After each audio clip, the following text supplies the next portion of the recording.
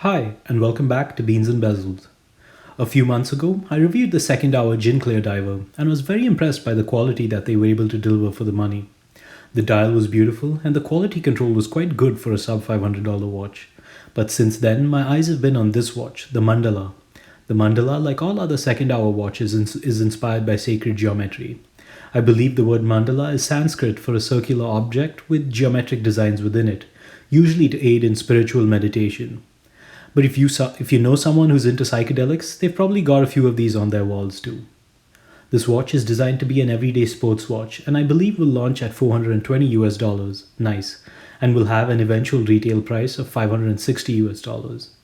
Given that their last Kickstarter project was a success and resulted in a lot of very happy customers, I think this will follow in a similar manner and is most likely to be even more popular than their diver. Let's check it out. I measured the case to be 39.7 millimeters in diameter, 45 millimeters from lug to lug, and an impressive overall height of 10.5 millimeters. The case makes great use of polished and brushed surfaces that make this quite a versatile piece. I believe that the final production units will also include a scratch-resistant coating that this unit doesn't have.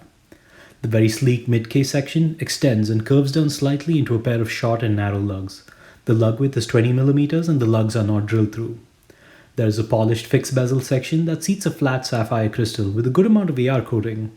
There is very little distortion at the edges and it has no effect on legibility. There is a 5.4mm screw-down crown at the 3 o'clock position that is signed and has an excellent grip along with a pair of sleek and well-designed crown guards. I believe that the final crown will be Lume too. Flipping it over, you have a screw-down case back with an exhibition window. This watch is rated for up to 100 meters of water resistance. Overall, I love the case shape, and from a design perspective, it reminds me of watches like the Rolex Explorer, the Seiko Alpinist, and my own Hanhart Preventer 9. The case is likely what will make this watch a keeper, but the dial is what's going to make you buy it. There are 6 different dial colors, and I was sent the blue one to review. This particular watch is an early stage prototype, and I was informed in advance about dust and debris on the dial. I was assured that the quality control standards for the production units will be much stricter. There is a raised outer track that is blue and has Arabic numerals for each increment of 5, printed in white. You then have a sloped minute and seconds ring that is white with large black ticks for the minutes and small black ticks for the milliseconds. You have black squares for each increment of 5 that are also loomed. This raised outer track and sloped ring also house 3 attached indices at the 12 o'clock, 4 o'clock and 8 o'clock positions respectively. This seems to be a common design motif across all second hour watches.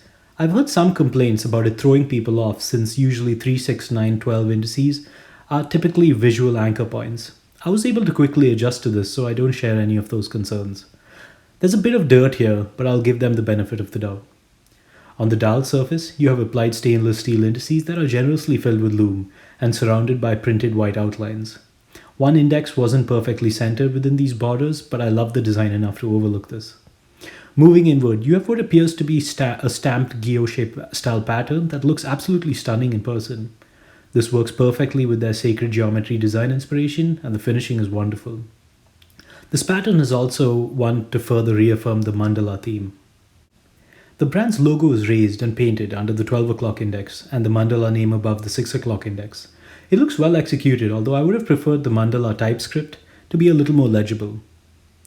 The handset is great and fits the sporty and geometric design aesthetic. The overall design reminds me a bit of what Armand Nicolay and Citizen have used in the past. These look well finished and are easy to read.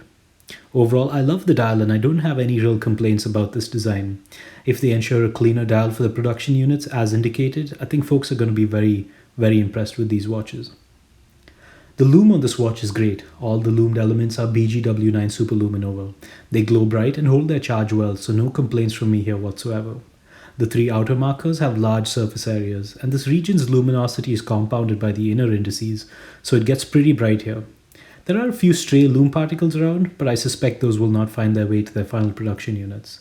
The chapter ring has loomed rectangles too, which is a neat dial element, considering they line up nicely with the generously filled indices. The hour and minute hands are also well loomed, and so is the tip of the seconds hand. Overall, I love the lume design, and I think the performance is more than adequate. Well done. This watch features a Miyota 9039 movement with a customized rotor. This movement is visible through the sapphire crystal case back, and I find this to be my only real complaint. The dial looks incredible and is beyond impressive from a design perspective, but then you flip it over and have to look at this entirely uninteresting movement. I do understand there is a certain amount of privilege that allows me to have this opinion, but I think a solid case back would have drastically elevated this watch's perceived value. Think of the Ming 1701 and the Chrono Tokyo 3-handers, for example. Putting aside my snobbery, the 9039 is a decent movement and appropriate for a watch in this price category. Not to mention one that will allow this amazingly sleek case design. This prototype had quite a bit of dirt on the movement, but this is an early stage prototype and I've been assured that this doesn't reflect the final production quality control. On my time grapher, this watch was running at roughly plus 3 seconds per day in the dial up position and minus 3 seconds per day in the crown up position. So good numbers for this movement and for a watch in this price category. The bracelet is quite comfortable with a fine link design. The individual pieces don't actually articulate, but it looks good and works well with the theme. The bracelet tapers from 20mm at the lugs to around 18mm at the clasp. The end links are very well fitted and the end link articulation is great. The clasp on the prototype is a bit hefty compared to the sleek case, but I've seen photographs of the final sleeker clasp and I think it looks great there. You have micro adjustment slots and it is signed with the brand's logo. This watch is a treat to wear on my 6 1/4 inch wrist. The 40mm diameter and 45mm lug to lug width are perfect for me, and I think those with smaller wrists can buy this without hesitation. The 10.5mm height, curved lugs, and well articulating bracelet result in a very balanced wrist experience, and the whole watch feels perfectly snug on the wrist. This watch gets all the points for comfort and wrist presence, and while it may be a bit on the smaller side, I think folks with larger wrists can get away with this too, since the watch lacks a bezel and is mostly all dial. I'll wrap this up quickly. If you like what this watch looks like, and if you're willing to endure the blood, sweat, tears, and other body fluids involved in weathering the turbulent journey that is a Kickstarter project, go and support this one. This watch is quite special and manages to deliver an incredibly comfortable wrist experience with a stunning dial and a movement that I think will make most folks happy. I don't typically back Kickstarter projects as I could use that money to buy other watches to review instead of holding it up for months, but this one is looking quite tempting. As always, thanks for watching and don't forget to read my other reviews in the link below.